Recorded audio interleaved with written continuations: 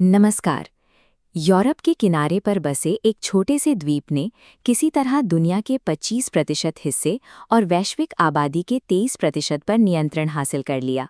सवाल ये है कि आखिर इस छोटे से भौगोलिक दायरे ने इतिहास का सबसे बड़ा साम्राज्य कैसे खड़ा कर दिया। 16वीं और 17वीं सदी में ये विस्तार किसी राजसी मास्टर प्लान का हिस्सा नहीं था। ये निजी कंपनियों के बेकाबू व्यापारिक लालच से प्रेरित एक छिटपुट अधिग्रहण या पीसमील एक्विजिशन था। शुरुआती दौर में विस्तार की कमान ब्रिटिश ताज के बजाय उन व्यापारियों के हाथ में थी जो नए बाजारों की तलाश में थे। इन व्यापारियों ने अपनी चौकियों और समुद्री रास्तों की सुरक्षा के लिए एक ऐसी नौसैनिक शक्ति विकसित की जो दुनिया के किसी भी कोने में पहुंचने में सक्षम थी। व्यापारिक मुनाफे की रक्षा करने की इस मजबूरी ने ही उन्हें समुद्र का बेताज बादशाह बना दिया। जैसे जैसे व्यापार का पैमाना बढ़ा, उसकी सुरक्षा का खर्च भी बढ़ता गया। इसी वित्तीय दबाव ने व्यापारियों के इस जाल को एक संप्रभु राजनीतिक और सैन्य मशीन में बदल दिया, जहां सेना का इस्तेमाल अब व्यापारिक लाभ को प्रशासनिक नियंत्रण में बदलने के लिए किया जाने लगा। भारत में ब्रिटिश शासन की शुरुआत बंगाल जैसे समृद्ध प्रांतों में हुई, जहां कंपनी ने स्थानीय शासकों की आपसी फूट और कूटनीतिक हेरफेर का सहारा लिया। उन्होंने तलवार के बजाय समझौतों और साजिशों को अपनी ढाल बनाया। 1764 में बक्सर की सैन्य जीत ने 1765 की इलाहाबाद की संधि का मार्ग प्रशस्त किया। इस संधि ने कंपनी को दीवानी अधिकार देकर बंगाल, बिहार और उड़ीसा के राजस्व संग्रह का कानूनी मालिक बना दिया। यहीं से व्यापारी शासक की भूमिका में आ गए। इस चार्ट में औद्योगिकीकरण का वो चक्र दिखता है जिसने भारतीय अर्थव्यवस्था को तोड़ दिया। किसानों से भारी लगान वसूला गया, जिससे भारत एक स्वतंत्र अर्थव्यवस्था से सिमटकर ब्रिटिश फैक्ट्रियों के लिए कच्चे माल का आश्रित आपूर्तिकर्ता बन गया। इसी दौरान अटलांटिक में त्रिकोणीय व्यापार का एक और क्रूर तंत्र सक्रिय था। अफ्रीका से दासों को वेस्ट इंडीज भेजा जाता, जहां से चीनी और गुड़ न्यू इंग्लैंड पहुंचते और वहां से रम का व्यापार होता। इस अमानवीय चक्र ने ब्रिटिश व्यापारियों को वो विशाल पूंजी प्रदान की जिसे धार्मिक रूप से ईश्वरीय विधान कहकर सही ठहराया गया। बंगाल से लूटा गया राजस्व और दास व्यापार से उत्पन्न इस भारी लिक्विड कैपिटल, तरल पूंजी ने ब्रिटेन में उन कारखानों और नई तकनीकों के लिए निवेश जुटाया जिसने औद्योगिक क्रांति को पूरी तरह संभव बनाया।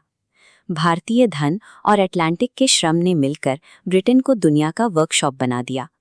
अमेरिका हाथ से निकलने के बाद ब्रिटेन ने अपनी ठसाठस भरी जेलों को खाली करने के लिए ऑस्ट्रेलिया का रुख किया।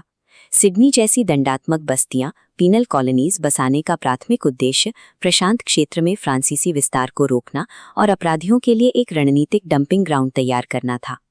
19वीं सदी के अंत में जब फ्रांस और जर्मनी जैसे प्रतिस्पर्धी ताकतवर होने लगे, तो अफ्रीका में ब्रिटेन का विस्तार एक रक्षात्मक दौड़ बन गया।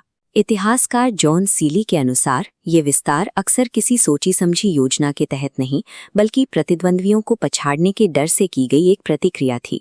स्वेज नहर के इस दृश्य को देखिए। ये भारत तक पहुंचने का सबसे छोटा और संवेदनशील रास्ता था। जब मिस्र इसके निर्माण के कारण ऋण जाल में उलझा, तो ब्रिटेन ने अपनी संचार लाइनों को सुरक्षित करने के लिए सीधा सैन्य दखल दिया। अफ्रीका में विस्तार का एक बड़ा हिस्सा सेसिल रोड्स जैसी चार्टर्ड कंपनियों द्वारा किया गया।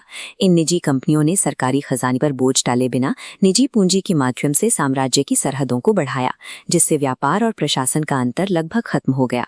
1884 के बर्लिन सम्मेलन ने अफ्रीका को मेज पर बैठकर कागज की लकीरों से बांट दिया। स्थानीय जनजातीय सीमाओं को नजरअंदाज करने वाले इस बंटवारे ने उन संघर्षों के बीज बोए जो आज भी अफ्रीका की अस्थिरता का कारण है। अपने चरम पर यह साम्राज्य मानवता के 1/4 हिस्से पर फैला हुआ था, जिसे क्राउन कॉलोनियों, प्रोटेक्टोरेट्स और अत्यधिक केंद्रीकृत ब्रिटिश राज के एक बिखरे हुए जाल के माध्यम से चलाया जाता था। शासन की इस विविधता ने इसे अलग अलग परिस्थितियों में ढलने की ताकत दी। लेकिन 20वीं सदी के 2 विश्व युद्धों ने ब्रिटेन की आर्थिक शक्ति को पूरी तरह निचोड़ दिया। साम्राज्य को बनाए रखने का वित्तीय बोझ अब उसकी क्षमता से बाहर हो चुका था, जिससे उसकी वैश्विक थाक धीरे धीरे कमजोर होने लगी। ये आर्थिक कमजोरी उपनिवेशों में बढ़ते संगठित राष्ट्रवादी आंदोलनों के साथ टकराई। जब ब्रिटेन अपने ही घर को संभालने के लिए संघर्ष कर रहा था, तब दूर दराज के इन उपनिवेशों पर नियंत्रण बनाए रखना नामुमकिन हो गया। इस साम्राज्य की विरासत जटिल है। जहां इसने संसदीय लोकतंत्र और साझा भाषा का वैश्विक ढांचा खड़ा किया, वहीं इसकी नींव नस्लीय भेदभाव और संसाधनों के सिस्टमैटिक दोहन पर टिकी थी, जिसने कई देशों की अपनी पहचान और संस्कृति को गहरे घाव दिए। आज उस विशाल साम्राज्य के अवशेष सिर्फ इन 14 छिटपुट ब्रिटिश ओवरसीज टेरिटरीज में सिमट गए हैं। ये तस्वीर उस समय की याद दिलाती है जब ब्रिटेन की समुद्री ताकत दुनिया की सबसे बड़ी आर्थिक शक्ति थी, जो अब महज इतिहास के पन्नों तक सीमित है। आज भी ब्रिटिश एम्पायर का असर उन सीमाओं, विवादों और आर्थिक प्रणालियों में दिखता है जो उसने पीछे छोड़ी हैं। साम्राज्य का अंत भले ही हो गया हो, लेकिन इसके दौर में किए गए भौगोलिक और आर्थिक बदलावों ने आधुनिक दुनिया के नक्शे को एक नई